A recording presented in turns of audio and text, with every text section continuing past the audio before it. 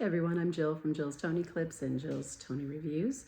I wanted to do a little bit of a different video, a more personal video of why I love Tonies and why my family loves Tonies. I feel like they're such a great way to get into kids' imaginations and inside of their hearts and souls, where kids can imagine stories, but actually experience and feel things through listening to stories and maybe even through reading along. So I thought I would do that through an extended review of one of my favorite Tonies. It's the new Christmas one of the Velveteen Rabbit. This has been a favorite story of mine for years. I was so excited when it came out. We also have this beautifully illustrated book. It doesn't have the exact wording, but very close, but it's just so beautiful that it's a great one to use to read along or to follow along. Just a little backstory. I have 3 kids who come from a background of trauma. They were adopted through foster care, and they've been through some things in their lives. They also have a mom, me, who has a background of some trauma as well, some depression, anxiety, and just I'm a person that feels things strongly. I've always been really attracted to the story of the Velveteen Rabbit, even as a little girl, and I didn't quite understand why, but now it makes more sense to me. This story deals with lots of emotional themes of being lost and being found, themes of love, and if we're loved, does it make us more real? If we're forgotten, what happens to us? Another major theme is becoming who we really are, who we were maybe made to be or supposed to be, and is becoming real better, or is it not? Because along the way there's losses in that as well. And but the most really valuable or lovable thing in this book is this relationship between the boy and the the Velveteen Rabbit, and how the boy just believes this rabbit is real before he really even is, because he is real in the boy's heart. And then as the bunny sees the other bunnies hopping around and realizing what a real bunny is, he realizes he hasn't become real yet. He thought he was. And, in order for him to become real, he has to leave, and he has to go off on his own. And I'm sorry, it is an emotional story. He has to go off on his own and go with a new family and become a real bunny, which means there's some loss in that and a lot gained in that as well. So that is the story of the Velveteen Rabbit, and it is sad. And I think I had someone ask me, why would I want my kids to listen to a sad Tonie? And I'm not trying to make my kids sad. We already have sadness in us, right? So this is not for everybody. I put it on because I was so excited about the story and didn't even think about the sad themes.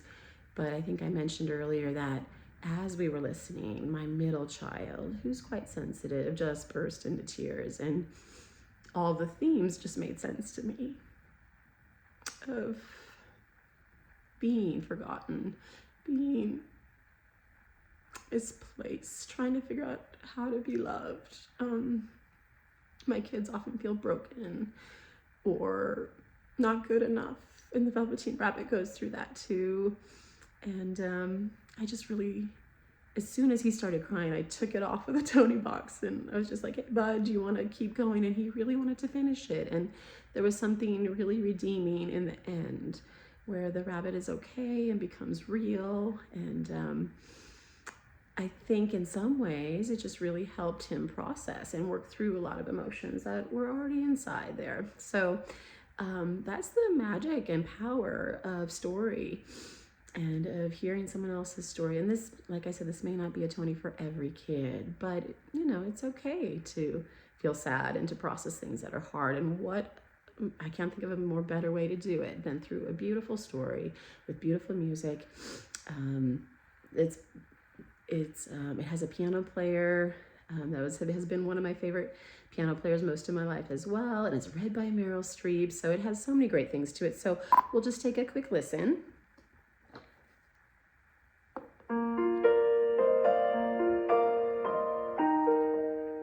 The Velveteen Rabbit, read by Meryl Streep, music by George Winston.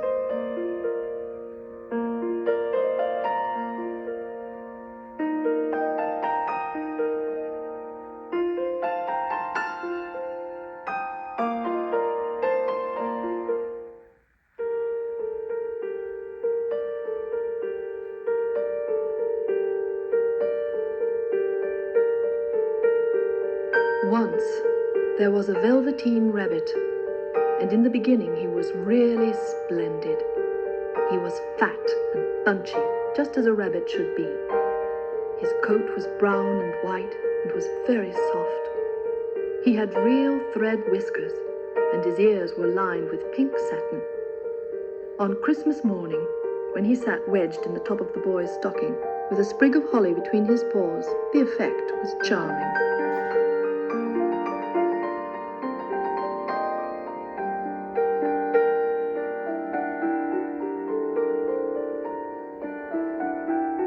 Of course, there were other toys that Christmas, nuts and oranges and a toy engine, and chocolate. So I just wanted to play a little bit for you so you can see how beautiful it is.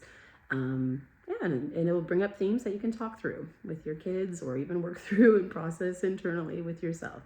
So thanks for listening, and give it a try if it seems like something that would be good for your family. All right, see you guys later.